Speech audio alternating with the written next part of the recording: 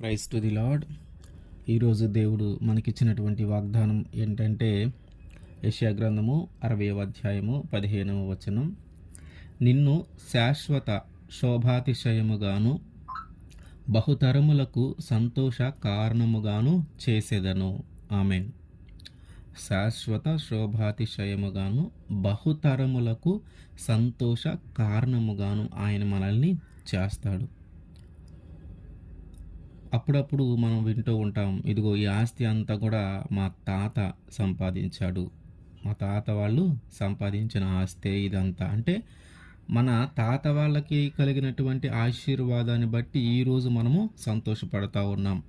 ఇదిగో మా పూర్వీకులు, మా తాత ముత్తాతలు వారు ఎన్నో దాన ధర్మాలు చేసి ఒక మంచి పేరును సంపాదించుకున్నారు. ఇదిగో వారిని బట్టి ఇప్పుడు కూడా మమ్మల్ని ప్రజలు గౌరవిస్తూ ఉన్నారు. వారిని బట్టి ఇప్పుడు కూడా ప్రజలు మమ్మల్ని మంచిగా చూస్తూ ఉన్నారు. అంటే ఆ కాలంలో దేవుడు వాళ్ళని ఆశీర్వదించిన దానిని బట్టి, వారిని బట్టి ఇప్పుడు మనము సంతోషపడుతూ ఉన్నాం.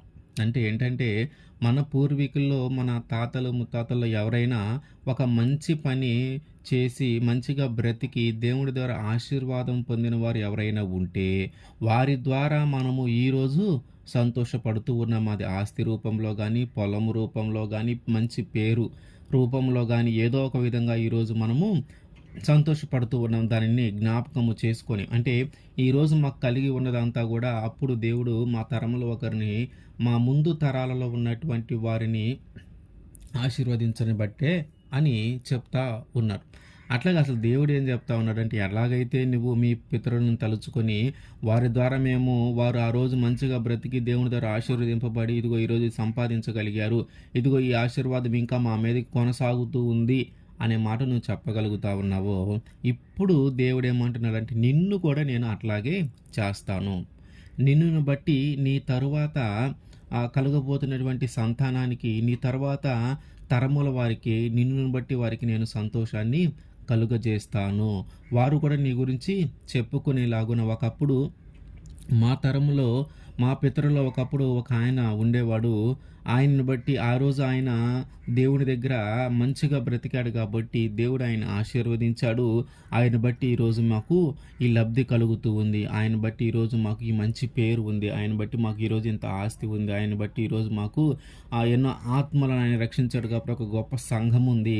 ఇట్లా ఆయన అనే వ్యక్తి నిన్నులాగా ఆయన మారుస్తాడు. అంటే నిన్నును బట్టి నీ తర్వాత నీ సంతానము కానీ, నీ తర్వాత తరములకు కానీ ఒక సంతోషాన్ని కలుగజేయటానికి నిన్నే ఒక కారణముగా ఆయన ఉంచుతాడంట.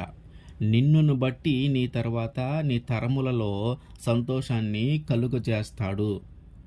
అబ్రహాం జీవితంలో కానీ మనం చూసినట్లయితే దేవుడు ఆయన్ని పిలవగానే అందరిని వదిలేసి రమ్మంటే అందరిని వదిలేసి వచ్చాడు. ఎక్కడికి వెళ్ళమంటే అక్కడికి వెళ్ళాడు. ఏది చేయమంటే అది చేశాడు.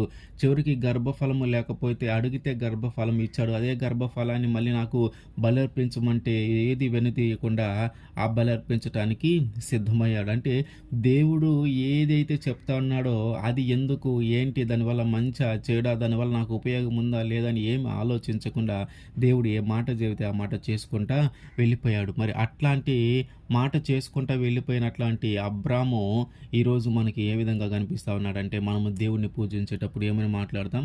అబ్రహాము దేవుడు, ఇస్సాకు దేవుడు, యాకోబు దేవుడు. అంత గొప్ప స్థితిలో అబ్రహాముని ఉంచాడు దేవుడు. మనం దేవుడి గురించి మాట్లాడాల్సి వచ్చినప్పుడు ముందుగా మాట్లాడేదే అబ్రహాము దేవుడు, ఇస్సాకు దేవుడు, యాకోబు దేవుడు అని మనం మాట్లాడతాం. అబ్రహాము పూజించిన దేవుడు ఎవరైతే ఉన్నారో ఆ దేవుడికి మనం పూజిస్తున్నాము అని. అబ్రహాము దేవుడు అంటే అబ్రహామే దేవుడు అని కాదు. అబ్రహాము దేవుడు అంటే అబ్రహాము ఎవరినైతే పూజించి, ఎవరినైతే దేవుడిగా భావించి ప్రార్థనలు చేశాడో ఆ దేవుణ్ణి మనము పూజిస్తూ ఉన్నాము అని. అంతగా ఆయన ద్వారా మన జీవితాల్లోకి ఆశీర్వాదము కానీ, ఆయన ద్వారా మనం ఎప్పటికి కూడా దేవుని పూజించాలంటే ఆయన ఒక కారణముగా మనకి కనపడుతూ ఉన్నాడు. కాబట్టి మన జీవితాలలో కూడా దేవుడు మన ద్వారా మనల్నే ఒక గుర్తుగా ఉంచి, మనల్ని ఒక కారణముగా ఉంచి, మన ముందు ముందు జీవితాలలో మన సంతానములో గానీ, తర్వాత తరములలో గానీ మనల్ని ఒక కారణముగా చూపించి, మన ద్వారా వారికి ఒక సంతోషాన్ని, మన ద్వారా వారికి ఒక ఆశీర్వాదాన్ని, మనకు కలిగినటువంటి ఆశీర్వాదాన్ని వారి దాకా దేవుడు తీసుకొని వెళతాడు. ఆ విధంగా దేవుడు మనల్ని మారుస్తాడు.